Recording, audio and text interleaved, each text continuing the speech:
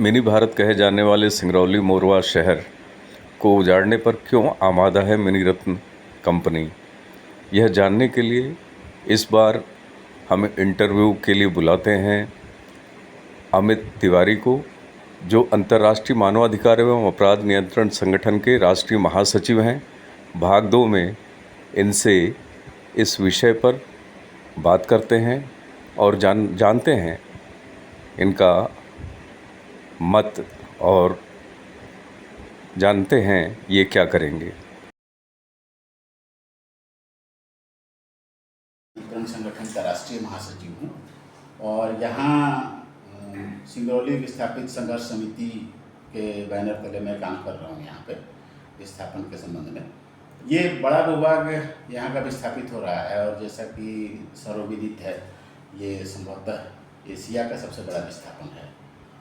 लाखों लोग इससे प्रभावित हो रहे हैं और जिस तरह का अनप्लान्ड अनऑर्गेनाइज्ड विस्थापन एनसीएल कर रहा है, भगवान जाने उनके मन में भी क्लियर है कि नहीं कि हमको क्या करना है।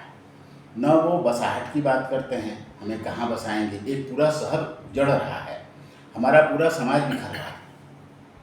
हम लोग एक परिवार के रूप में यहाँ रहते थे वर्षों से, तो एक बड़ी अच्छी बॉन्डिंग थी लोगों के बीच में, सुख दुख में लोग शामिल हो जाते थे। अब हम बिखरेंगे तो कहाँ जाएंगे हमें खुद ही नहीं पता है। तो एक हमारी मांग यही थी कि हमारा शहर बिखर रहा है, हमको एक शहर बसा के दिया जाए। दूसरी मांग हमारी ये थी कि हम नगर निगम क्षेत्र से उजड़ रहे हैं, शहरी क्षेत्र है तो हमको शहरी क्षेत्र में ही बसाया जाए।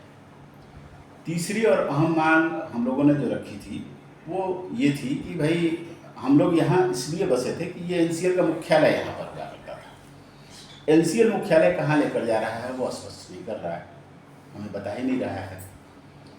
और इसके पूर्व में जितने विस्थापन हुए थे उस विस्थापन में उन्होंने सरकारी भूमि पर, वन भूमि पर या अनुबंध की भूमि पर जो लोग निवासरत थे उनको भी वही सुविधा दी थी, विस्थापन का वही लाभ दिया था जो पट्टेधारियों को मिला था।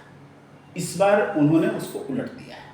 तो अभी एक दिन चर्चा हो रही थी मेरी डीपी साहब से, तो डीपी साहब ने कहा कि नहीं, पूर्ववर्तियों ने गलती की थी, पहले जो लोग थे हमारे उन्होंने गलती की थी। मैंने कहा कि सर अगर गलती हुई थी तो कंपनी को आर्थिक क्षति हुई उसमें, तो उसमें कितने लोगों के ऊपर एक्शन हुआ, कितने लोगों को पनिश किया गया या कितने लोगों से रिकवरी की गई। बहुत सारे लोग उसमें से अभी भी नौकरी में हैं, कुछ लोग रिटायर हो चुके हैं, तो उनके ऊपर कोई एक्शन लिया गया क्या, कोई पनिशमेंट उनको हुआ क्या? ऐसा कुछ भी नहीं हो रहा है।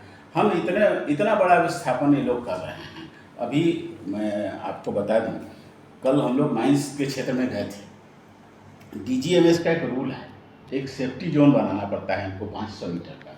500 मीटर तक रिहायशी इलाका नहीं होना चाहिए जहाँ इनको ब्लास्टिंग करना है। आप जाकर देख लीजिए, महज 20 मीटर की दूरी पर घर है और वहाँ ये लोग ब्लास्टिंग कर रहे हैं। आप मूल रूप से कहाँ के रहने वाले हैं? मूल रूप से अब तो यहीं का हूँ। नहीं, कहाँ, यहाँ कब आए? वैसे हम लोग यहाँ काफ़ी दिनों से हैं, तकरीबन 30-35 साल से हम लोग यहाँ हैं। रहने वाले हम लोग झारखंड के हैं। कब आए थे झारखंड से यहाँ पे? झारखंड से भैया मेरे आ गए थे 90 में और मैं यहाँ 97 से हूँ। करीब 30-35 साल हो गए आपको यहाँ रहते हुए। अब नई जगह जाना होगा, वहाँ यहाँ से विस्थापित होकर, तो कैसा फील कर रहा है, क्या महसूस हो रहा है? नई जगह कैसे आप सर्वाइव करेंगे वहाँ? हम लोग थोड़ा ठगा हुआ भी महसूस कर रहे हैं।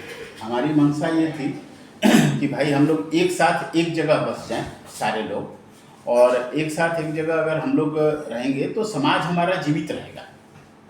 जो हमारा समाज था, सबसे बड़ा दुख ये है कि एक तो हमारा घर उजड़ रहा है, मकान नहीं उजड़ रहा है, घर उजड़ रहा है। मकान और घर उजड़ने में अंतर होता है। अंग्रेजी में एक लाइन है कि a house is built by hands but A home is built by hearts. तो जहाँ दिल मिलता है घर वहाँ बनता है। तो हमारा तो घर उजड़ रहा है, हम बहुत पीड़ित हैं, दुखी हैं। आज के काल में आप यहीं बैठिए, थोड़ी देर में ब्लास्टिंग होगी और ब्लास्टिंग की स्थिति ये होगी कि पूरा ऐसा हिलता है कि हम लोग रोज भूकंप झेलते हैं। सारे घरों में क्रैक है। आप बड़े बड़े घरों में घूम कर देख लीजिए, सारे घरों में क्रैक मिलेगा। कुछ घर गिर रहे हैं। अभी पिछले महीना एक बच्ची का पैर टूट गया था, उसके ऊपर घर गिर गया था। एनसीएल ने कहा कि उसकी चिकित्सा की पूरी व्यवस्था हम कर रहे हैं, लेकिन उस बच्ची के पिताजी 18 तारीख को एक कार्यक्रम हम लोगों ने किया था, बड़ी आम सभा थी, उसमें मंच पर आए थे और मंच पर आकर उन्होंने कहा कि एनसीएल की तरफ से हमको कोई सुविधा नहीं मिल रही। अभी हम लोगों ने इनको अल्टीमेटम दिया था कि 31 तारीख तक, 31 मई तक आप इस संबंध में कि सरकारी भूमि, वन भूमि के रिगार्डिंग आप क्या डिसीजन लेते हैं, उस संबंध में आप कोई फैसला कीजिए। वो नहीं किए हैं। आज 1 तारीख है, अब हम लोग तैयारी कर रहे हैं कि 5 तारीख को इनका माइंस बंद करेंगे, इनका प्रोडक्शन हम लोग बाधित करेंगे उस दिन। तो ये हम लोग पूर्व विधायक परमादरणीय रामलल्लू जी बैस के नेतृत्व में ये आंदोलन चल रहा है और इसको हम लोग अमली जामा पहनाएंगे 5 तारीख। अभी हम लोग कई लोगों से बात की तो पता चला कि जो जनप्रतिनिधि हैं उनका बहुत सहयोग नहीं मिल पा रहा। दोनों ही सांसद विधायक दोनों ही सत्ताधारी दल से हैं, लेकिन जो सहयोग मिलना चाहिए विस्थापितों के साथ वो नहीं मिल पा रहा है। बड़ा दुखद है। हम ये मुद्दा राष्ट्रीय मुद्दा था, इसको हम क्षेत्रीय मुद्दा भी नहीं बना पाए। हमारे साथ दुखद ये हुआ कि सारे राजनीतिक दल इस मामले में बहुत उदासीन हैं। भाजपा की मजबूरी हो सकती है, उनके सत्ता में हैं, हो सकता है उनको ऊपर से दबाव हो, लेकिन बाकी पार्टियां जो विपक्षी दल हैं वो भी इस मामले में निष्क्रिय हैं।